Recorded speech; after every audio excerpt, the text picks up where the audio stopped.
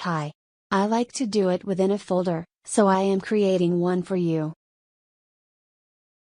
Adding code file and the Excel file with extension xlsm.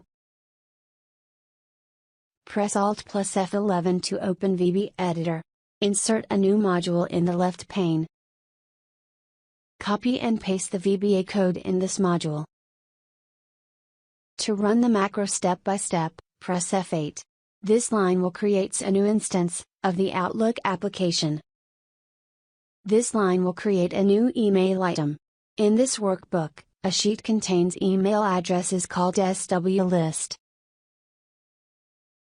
The loop will start from the second row excluding the header row.